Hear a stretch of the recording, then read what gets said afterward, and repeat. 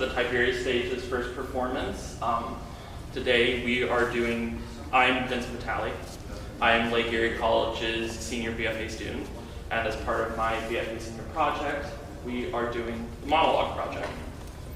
I'd like to give a thank you off the bat to all of these young talented actors who over the past month have worked very hard on their bits for you today, and I can only speak for myself when I say they are extremely talented and very prepared to perform for you all today.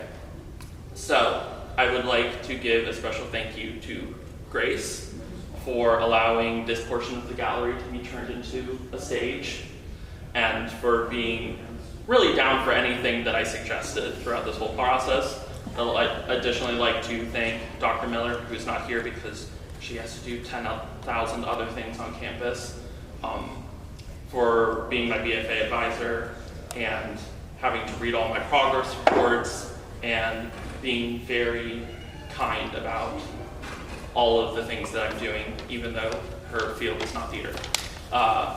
So now on to the Monologue Project. Our first piece of the evening is from a play titled The Pretentious Young Ladies. It is a story of two young ladies who rejected male pursuers and who are now being tricked by lower class men pretending that they're aristocrats, and then they are exposed as being pretentious. This play was performed at the college in 1965. It was done by the college's French club at the time as a way to spread French culture to the community.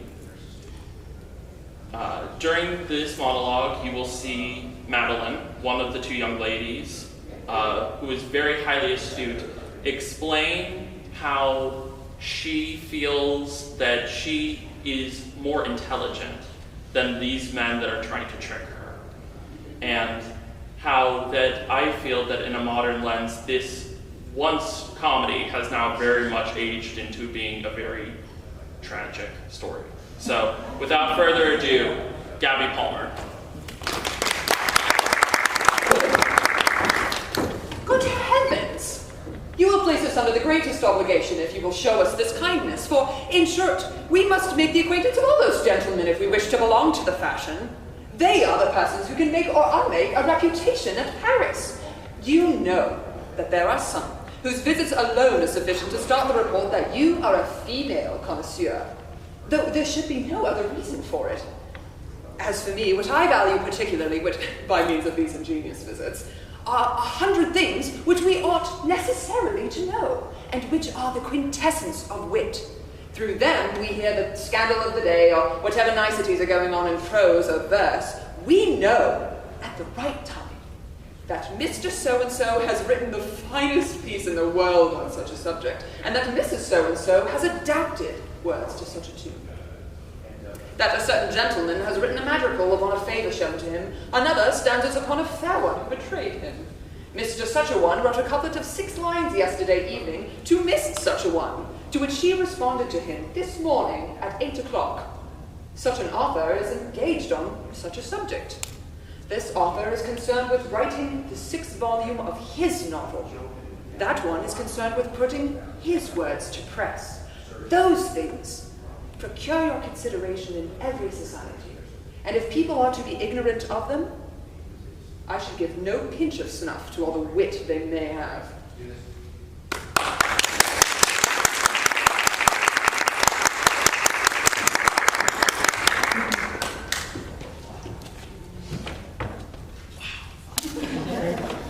Our second piece of the evening is a monologue that I have titled A Young Man's Monologue. I wrote this piece myself earlier this year as a retrospective of my youth in the education system and the challenges that I faced as a child with learning disabilities. I hope that this snapshot gives you a better understanding not only of me, but the stories of many kids who have walked and will walk in my shoes. I give you Ian Ward.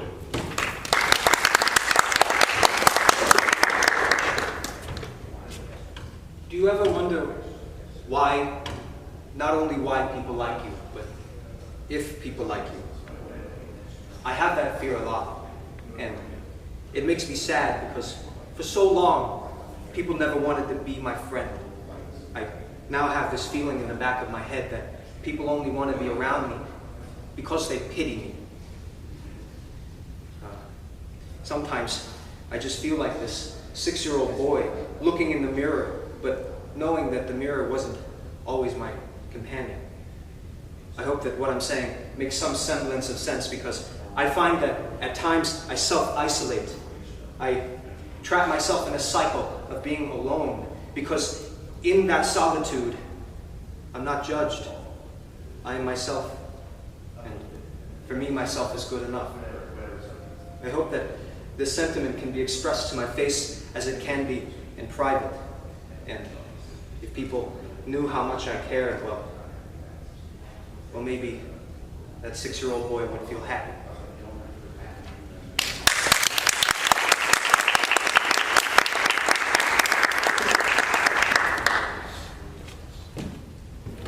That was awesome. I love hearing what I write be performed by others. It's just the coolest thing. Our next monologue comes from a play that needs no introduction. It's from Tennessee Williams' A Streetcar Named Desire. This monologue is from the character Blanche Dubois, a Southern belle who, after the untimely death of her husband, goes to stay with her sister Stella in the big city of New Orleans. She finds herself overwhelmed, traumatized, and wholly annoyed, especially by Stella's husband, Stanley. I had to read this play for an assignment last year, and I am now very excited for my classmate to take a crack at it. Without further ado, I present Alice Madsen.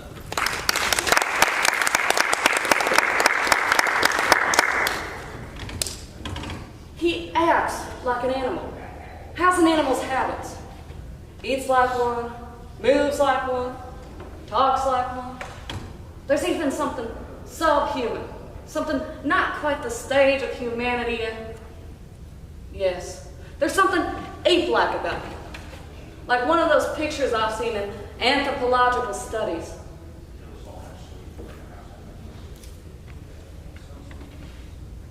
Thousands and thousands of years have passed him right by, and there he is.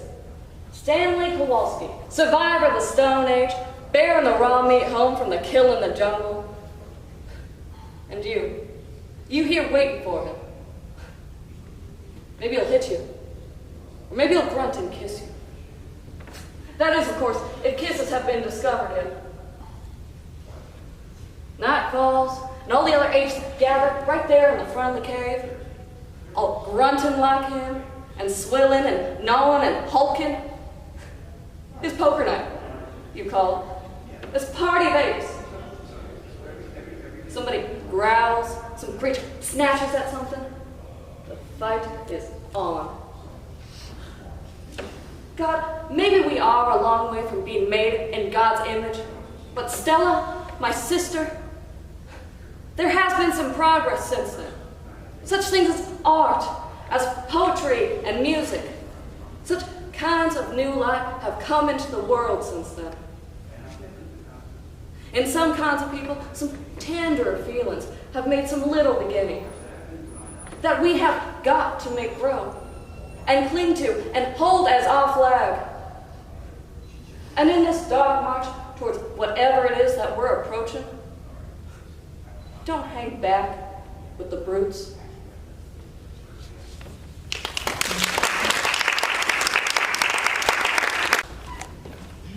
I will say the cigarette was wholly her idea.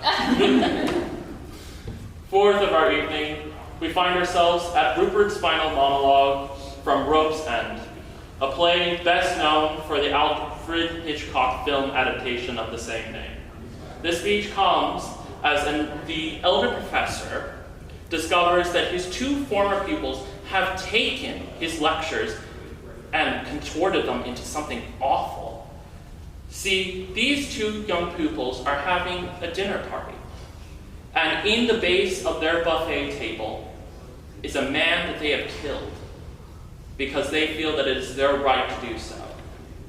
So I now pose you all a question.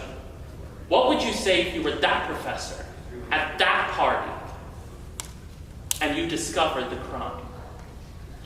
You thought you could take life like a toy from the shelf and put it back again, did you? That because you had brains, because you had a certain twisted kind of courage, you had the right to decide who should live and who should die? You thought it clever, didn't you? Elegant, superior, as though you were gods. But murder is not an art. Murder is not a game. It is the most foul, filthy crime in all the world, and you dress it in philosophy. You speak of Nietzsche, of the Superman, but you forget that the Superman must be something better than man, not worse. You have done evil, coldly, consciously, and now you must face it. I told you once that there was no such thing as truth, and perhaps I was wrong. But there is justice, and justice will find you, if not by law, then by the weight of your own guilt. You have broken something that cannot be mended, and whatever happens now, your lives will never be clean again.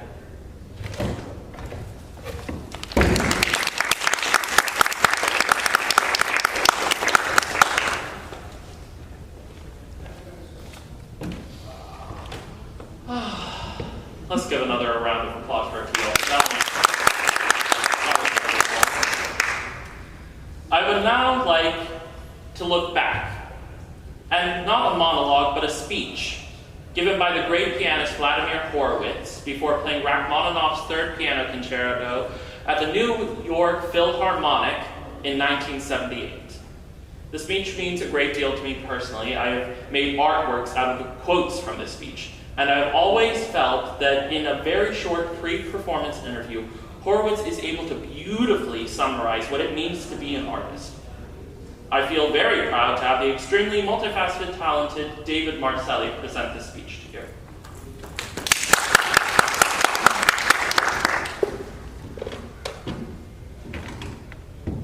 I improvise. Each time I'm on the stage, I improvise. Never play twice the same. The conductor's always very much afraid because they say, you rehearse one way and you play in concert another. I cannot do it other way. Because everything you do in life, especially in the arts, should be spontaneous. It's very important. I have a tremendous amount of integrity. And I criticize myself much more than anybody else criticizes me. In newspapers, in magazines, in everything. I am the greatest critic of myself. So that means I cannot be happy if I do not give everything that I have. So, you know, human being, not a machine. Some days better, some days not. Everybody, every one of us. And I hope on September 24th, I, from 5 to 6, will feel well. Everything will be balanced. All my emotions and all my spiritual control will be there in the place. And I will give a good performance. And I will satisfy the people. That is all.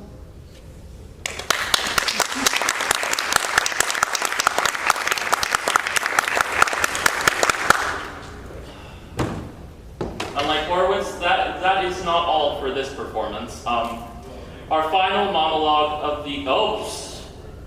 how could I skip that one? The next monologue of our evening is extremely important to me because this play has now become the core of my senior research project. The play Box and Cox is a traditional vaudeville-style slapstick comedy where two men, Box and Cox, rent one room from Mrs. Bouncer, yet either man, because one works during the day and the other works during the night, neither knows that they are renting the same room from this woman. As you can imagine, they eventually discover Mrs. Bouncer's ploy, and chaos ensues from there. Not only is this play important to my research project, but it also will be a senior performance that will be done during the winter break this coming winter, on this very stage. I also discovered today, when looking through our photo collection, that Lake Erie College, if you look on the side of this after the performance, we have two photos. Lake Erie College actually did Box and Cox back in 1957, and I didn't know about it until today. So it does have it does have a history with this college as being performed here before. But even if you can't come to the performance, which is understandable for some of you, I would like to give you all a sneak peek. I give you Alice performing Mrs. Bouncer's scheme.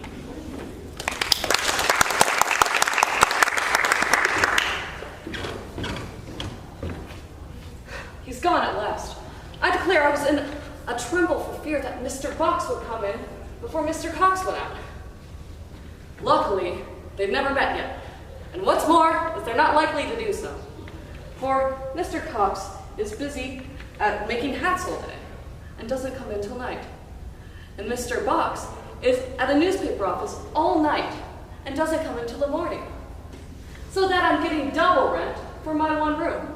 And neither of my lodgers are any the wiser for it. It was a capital idea of mine. That it was. But I haven't an instant to lose. First, let me put Mr. Cox's things out of Mr. Box's way.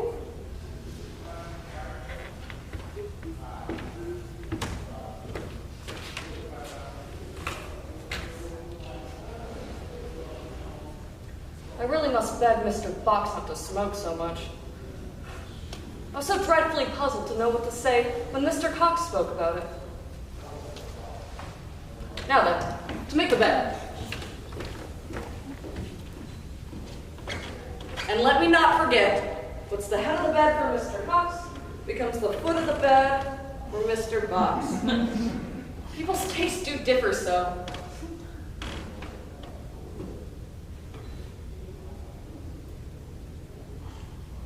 The idea of Mr. Cox presuming to complain of such a pillow as this.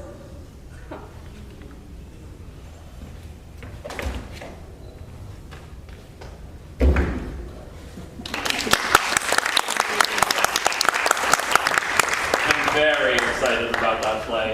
It took some dramaturgical work to get rid of some of the very old language, but I think it's going to be very excellent when we do perform it this winter. Our final monologue of the evening comes from my all-time favorite play by the bard himself, Mr. William Shakespeare, The Tempest. This aside comes at the very end of the play by the character Prospero, who, as seen, this speech by many historians is seen as Shakespeare's farewell to the theater, personally, because this is the last play that he ever wrote. As such, I thought it would be fitting to finish off such a wonderful evening with such a wonderful piece. And I please give a warm round of applause to the effervescent Eleanor Ramos.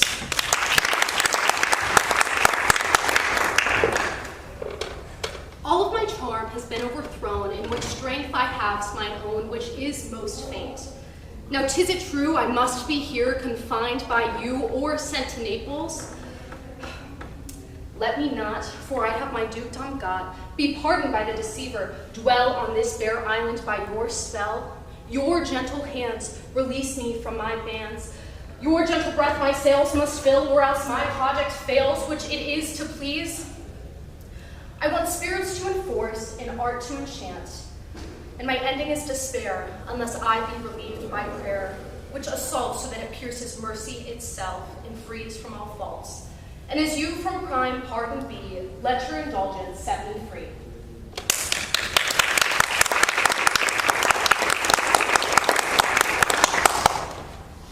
Thank you all so much for coming this evening.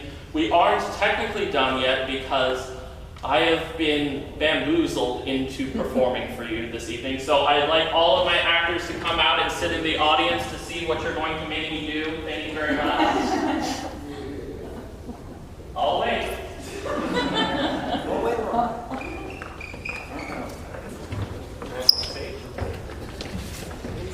Yes. There's also chairs there. I give you Shakespeare's Sonnet 29. When in disgrace with fortune in men's eyes, I all alone beweep my outcast state, and trouble deaf heaven with my bootless cries, and look upon myself and curse my fate, wishing me like to one more rich in hope, featured like him with friends possessed, desiring that man's art and that man's scope, with what I enjoy most, contented least. Yet in these thoughts myself almost despising, haply I think of thee, and then my state, like to the lark at break of day arising from sullen earth, sings hymns at heaven's gate. For thy sweet love remembered, such wealth brings, that I should scorn to change my state with kings.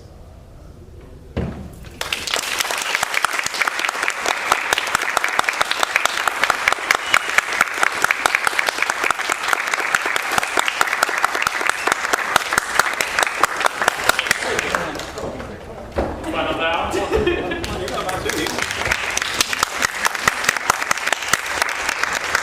Thank you all so much. This means so much to me.